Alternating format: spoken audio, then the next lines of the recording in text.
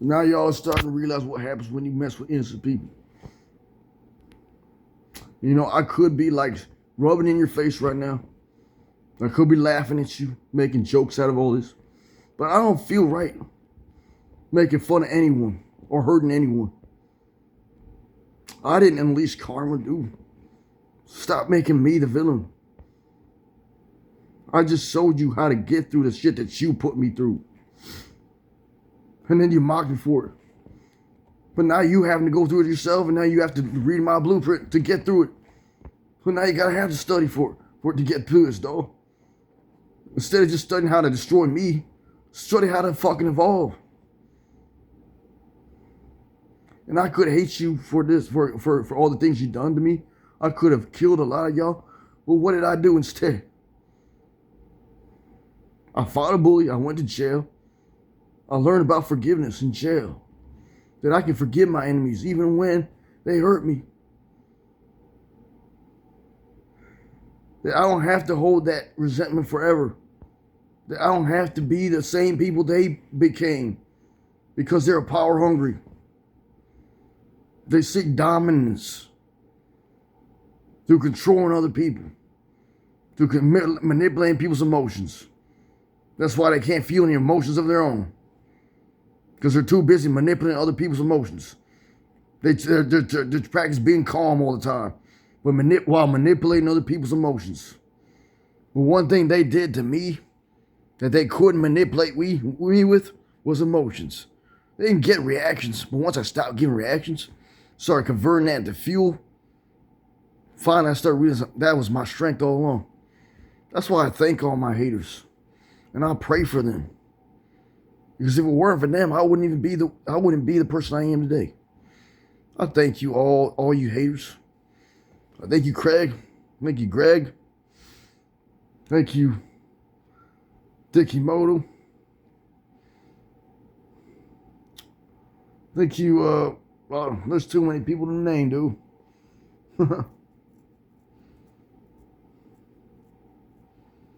So many people that was haters in my life, man. But I don't care anymore because they're irrelevant to me. Like I said, they can move on without me if they really want to. If they really want to be in my life, they really want instructions how to get through all this shit that they put themselves through, that they put me through, and now they're putting themselves through. Well, then start listening to me now. Start taking my instructions. And I will save anyone. I will save anyone. If you just come to me, ask for my help. I'll help anyone. I didn't lose that care inside of me. You thought all the manipulation would make me not care about you, make me not love you. But you didn't know that the more pain you put someone through, the more they can understand other people's pain. The more they can empathize with other people's pain. Because everyone goes through pain.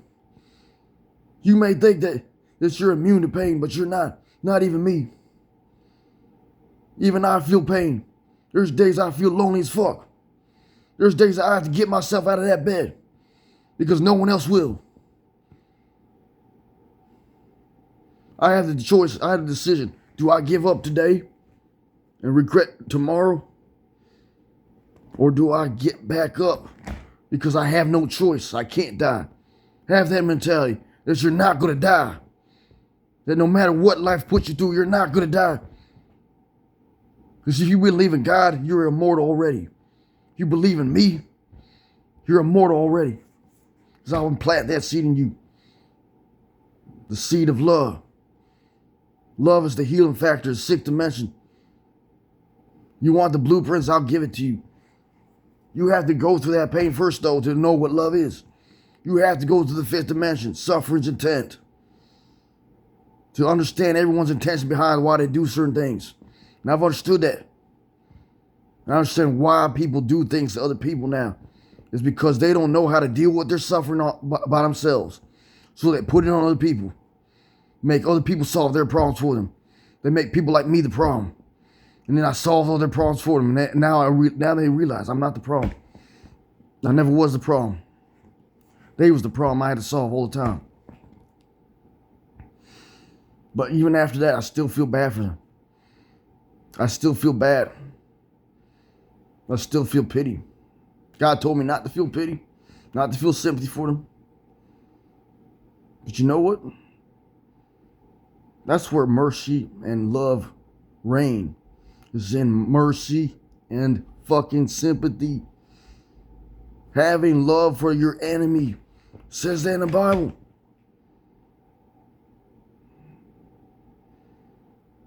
When you can sympathize with someone else, you truly understand that person.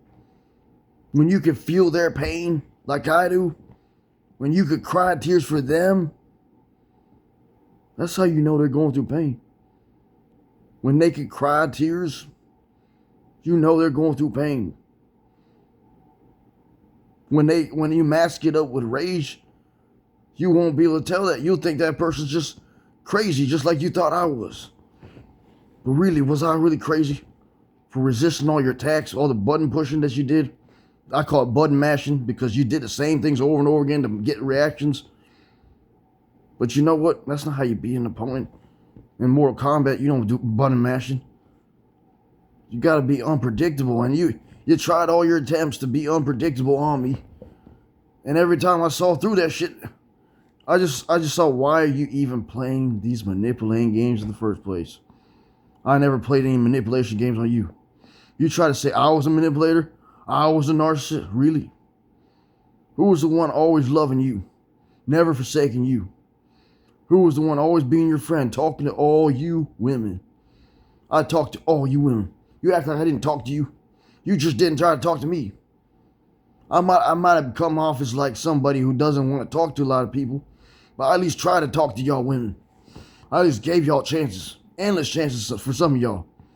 And every time I got hurt, and every time I had to heal on my own, because being around you causes constant trauma in my life. Constant trauma. You know why it's called drama? Because it causes trauma. That undiagnosed traumatic instance, you don't diagnose it. You don't diagnose that trauma. You don't know you even have that trauma. But once you start realizing you got trauma that you got to work on, you got to heal, you get to that sixth stage, the sixth fucking dimension, dude. Beyond suffering, dude. Beyond suffering. I never intended you to suffer. I can help you to not suffer at all right now. Start praying to me. Instead of praying to someone else. Haven't I demonstrated I am Jesus Christ? Haven't I demonstrated with all the verses that you read in the Bible how I went through all that things? The Tower of Babel. Division. You placed division in my head. Then that's caused separation. Well, guess what? I destroyed that Tower of Babel. Division. Because all you want to do is climb the corporate ladder of relevance, validity, making yourself feel important in a world that doesn't even reward you for anything you actually do that's good. That's why they didn't reward me. They didn't reward me a single cent for what I did, for my contributions. And yet they think they've done something for me. The only thing they've done is gave me the strength by attacking me. If you get attacked enough times, yeah, you'll have my strength. But does anyone want to go through that? No. I never asked for that. But that's what happens when God chooses you. You don't have a choice. God decided he was going to choose me to be the chosen one. That's why I went through all this adversity, all this hatred. Why do you think I went through all that? No one else goes through this amount of hatred. It says in the Bible, if they hated me first, they'll hate you too. When Jesus first came to this earth, he was hated just like me. And like I said, in patterns, dude. History repeats in patterns. So I went through the same thing he went through on my journey. I went through all kinds of hatred, all kinds of criticism. I done miracles on people. I laid hands on people. And you know what happened once I did? I placed my hands on this dude named Randall. He was a kind of heavy-set dude. I prayed for him. Suddenly he starts running. Unexplained energy, dude. I have that power. Anyone I touch, they get this energy transfer. Some people, they react in a violent way. He started throwing up after that. But after that, he started transforming. He started doing all the things I was doing. Doing pull-ups off the wall. Strengthening himself, walking more. And I encouraged him every day to keep going. I was his friend, and everyone started doing the same thing, encouraging him. And they gave him hugs and everything, because I gave him a hug. And you know what I said about that guy kicking the balls? Someone gave him a hug too. He started changing too. All you need to do to change people is give them love. You could have changed me from being a monster and a psychopath to someone who could love you completely, who could be the man to provide for you everything you wanted in a man. I could have been for you, but you denied me job opportunities. The government did. You cut off all my supplies of every kind of income I could get. You isolated me. You made me doubt myself. You took away my confidence, and I had to gain that back through God telling me good things about myself. God tells me plenty of good things about myself. And he tells me he loves me in his music. In the music that gets played by random artists, he speaks through that music to me. He speaks all this language of love to me.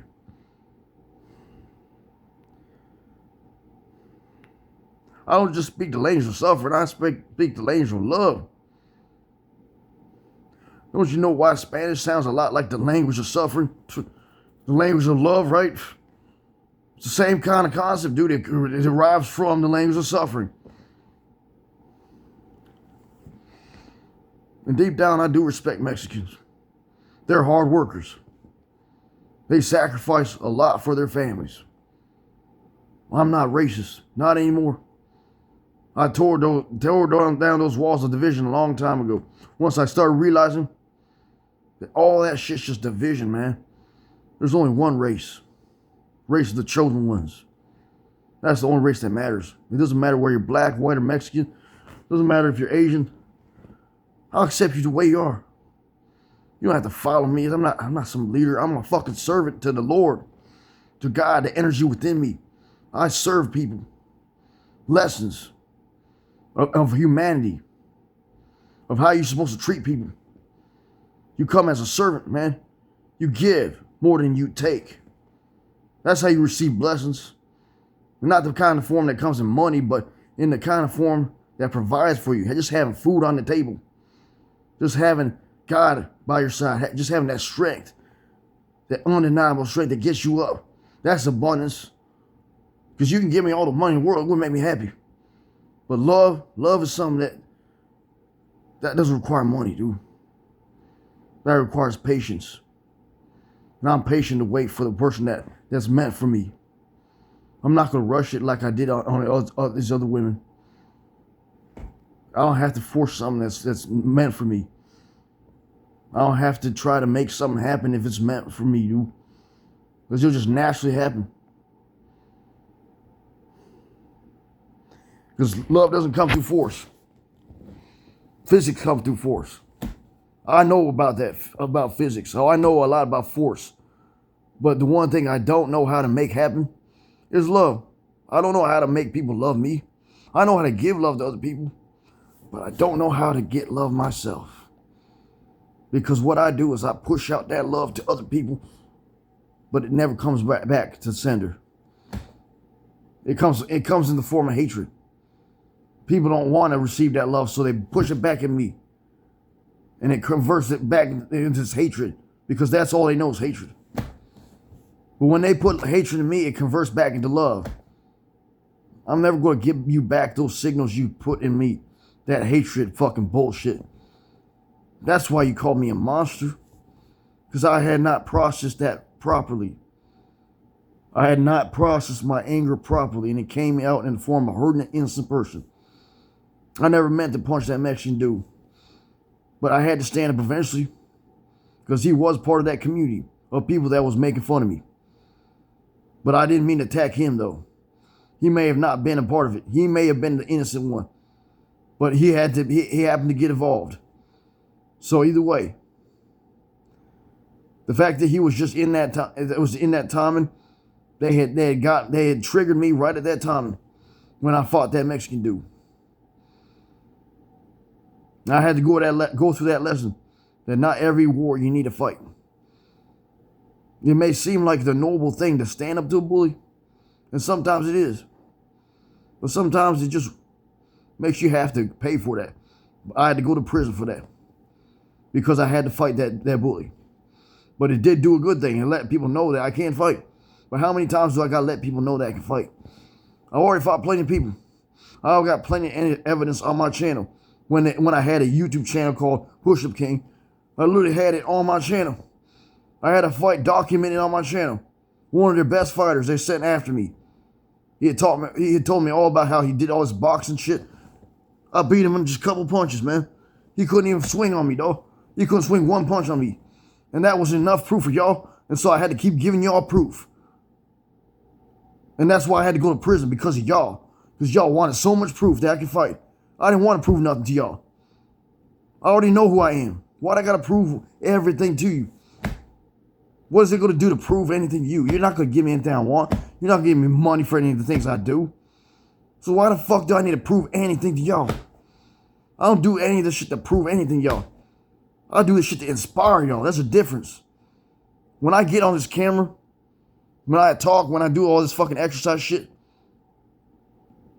it's not to take all this credit and glorify myself. No. I'm not here to be worshipped by anyone. Like I said, I'm a servant of the Lord. That's what keeps me humble. If it was all about that, I would have already gotten that a long time ago, and I'd be consumed by that. God purposely made it so I wouldn't get prideful, because pride is where you fall. That's why all you motherfuckers that hating on me are falling. And yet I still have sympathy for you. Yet I still love you. Yet I still would save you if you was drowning. Yet I still have compassion for your suffering. Yet I still love you women that hurt me. Who would do that? Who else would do that? Who else would survive all the psychological manipulation and come out a better person? Someone who could still love people. Someone who could love people even more than before. And I don't even have a woman. And yet I can still love you women. And I pray for you women. I think about you women when I'm sleeping. And I hug you. I hug that pillow and I think about you. I don't want you to hurt. I never wanted you to hurt. I wanted to be that sacrifice for you, so you would never have to hurt again. And maybe you could say that's weakness, but it's not. Because it shouldn't feel like pain when it's something you enjoy. If you were just doing what you enjoy, I don't care what it is. Just following your dreams is all I wanted you to do. Didn't have to be necessarily painful. It could be art, man. If you really love art, man, I would support your fucking dreams. I wouldn't make you do any of the things I do. Because I know how painful it is to go through what I went through. It was not easy. This journey was not fucking easy. So anyone who wants to say I did this shit by luck, nah. You are mistaken. Gravely mistaken. Lucky people only have to try once to get what they have. Because it's given right by the government. Why do you think those people had all those fucking options in the first place? Because the government decides who fucking gets what. And they decided a long time ago I wasn't going to get nothing from them. And so now I don't do any shit for that, for validation or a girl. I mean, I want to get a girl, but I'm going to wait for God when he gives me a girl. I'm not going to chase these women. I will give them closure, though. And I will love them unconditionally. But if that's up to them, if they want to chase me, they can easily chase me, dog. They know where I live. They can come over anytime. I'll be glad if they did. I'll be glad if they did. I'm not trying to suppress nothing, dude. I'm not trying to make them hate me or anything. Be distant from them. But I don't want to go out there and chase them. I don't want to try to find them when I don't even have a car. And they're halfway around the fucking world. So, like, how am I going to get there? Like, just make that make sense, dog. You want me to come meet you, but I don't even know where you are. You know where I am.